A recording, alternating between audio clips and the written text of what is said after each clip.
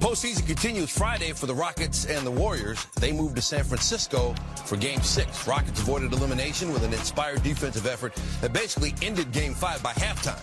Steve Kerr basically conceded by the fourth quarter. He played mostly deep bench players to keep his key rotation guys fresh for Game 6 at home. All right, so let's talk about that Game 6 for the Rockets and Warriors in San Francisco on Friday with Danny Green, who's back with us once again. So, Danny, what'd you think about Steve Kerr's decision once that game got out of hand, take his key guys out? It was a smart one. I mean, the guys are already banged up. Jimmy's got a bad back. Steph's got a messed up thumb. It's better off giving them some chance to rest and get focused for Game 6 because you don't want them to exert that much energy. They're not able to bounce back and have the legs and freshness to be able to close out a game. Obviously, Houston's up big. They didn't look like they were any chance of playing better or getting back into the game. So pull your starters, pull your guys, let them get fresh, let them get some rest, and, get back ready for Game 6. Either of those injuries, Curry or Butler, concern you for Game 6? Actually, Jimmy's back concerns me more than Steph's thumb. Steph's thumb looked kind of swollen. Now people seeing the picture, it looked nasty. But as a shooter, you don't need the thumb as much. You can play through. He's been playing through it for a while. You need your index and middle finger to shoot mostly. It affects his catching and dribbling. But Jimmy's back. He's more important because, Steph, even if he doesn't shoot well, he draws a lot of attention. If Jimmy's back is not good, he has to battle with Steven Adams in the post. He has to make free throws. He gives the team another dynamic. If he doesn't play well and they're able to make those plays defensively and offensively, it's a totally different game, for them. Meanwhile, for Houston, they want Jalen Green to be aggressive, but Alperen Sengun's been fantastic. Fred VanVleet's hit some big shots. So if you're Ime Udoka, how do you attack Golden State offensively? You just go with the hot hand. And that's the story of Houston all year, right? They don't have a go-to guy. Some nights it's Green, some nights it's Sengun, some nights it's Freddie VanVleet or Amin Thompson. Right. And as of late, it's been Sengun and Fred VanVleet. Even still, Jalen Green has to be aggressive. He has to find a way to at least give double-digit points and make an impact on the game to give them a chance to win.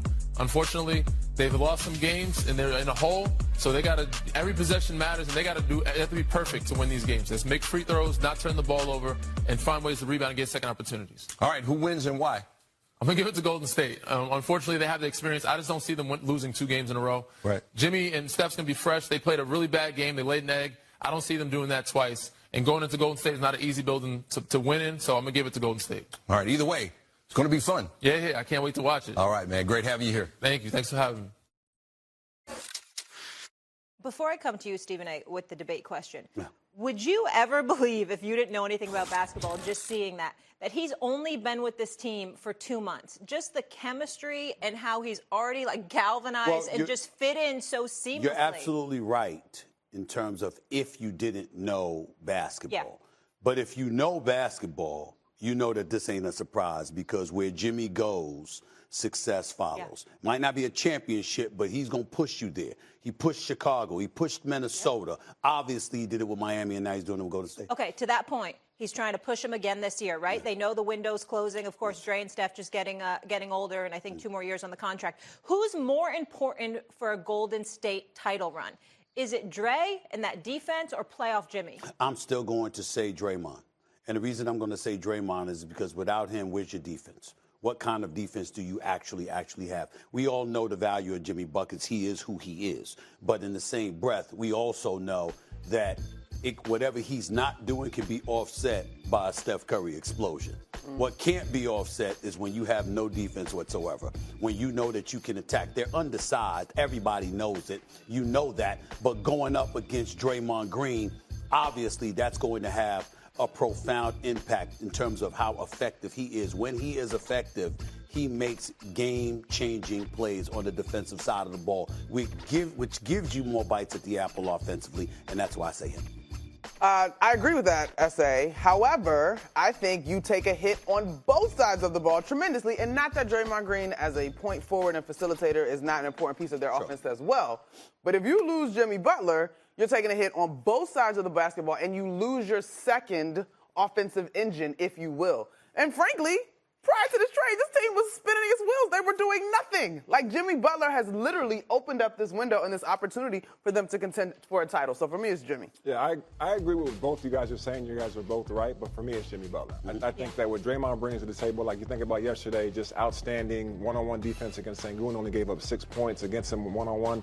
But Jimmy's 27 points, his aura, they believe in him. You see the interview right there. They're galvanized around him already. He brings a different vibe into that locker room. Defensively, where's Jalen Green been? He's been shut down.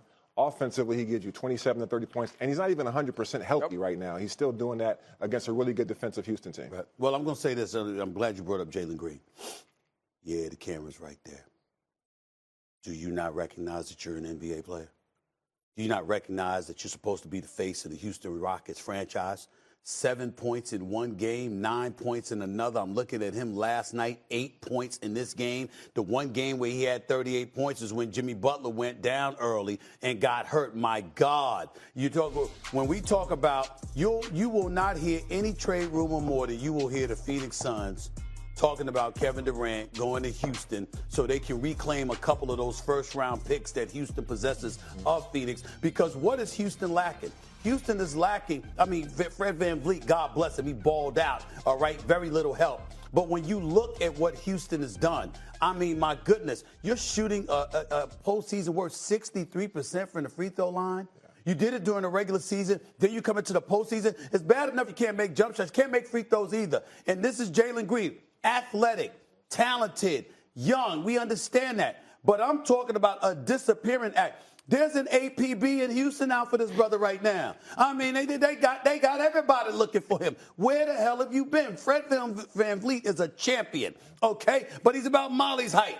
And I'm just looking at Fred like that. I'm just saying. Don't do Fred like that. I'm just saying like that. I'm 5'7". Exactly, which is good for a woman. But the point that I'm trying to make to you is that this brother is special. Fred VanVleet can ball. Major props to him.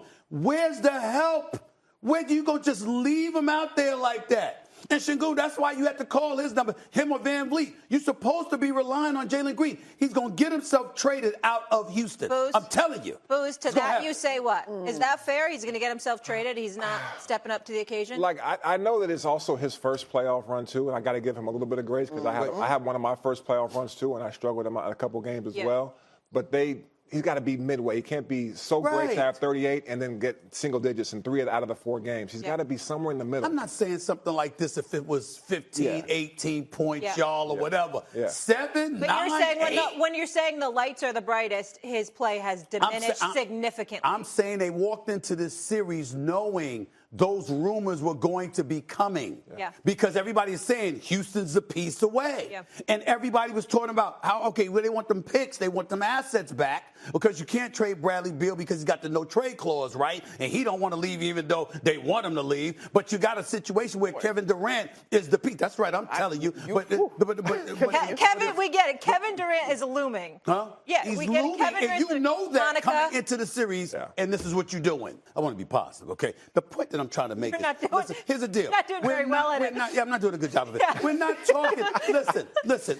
In fairness, we're not talking about Jalen Green right now if he's some scrub. Exactly. Right. No. We're talking about him because we know what you can do. Exactly. But you're going to pick 3 or 4 games against the Golden State Warriors and Steph Curry and Jimmy Buckets to play like that. He got benched for the last 5 minutes. No. I know. Well, let me ask you this, Stephen A. How much do you think chippiness has been a factor in the series between these two I think teams? it's been a huge factor, and I think that it's something that has worked against Houston, which was my concern. And we disagree on this. Well, let me tell you why. I have no problem with them being physical. I have no problem with them living on it. I had a problem with them talking about it because when it really gets tight,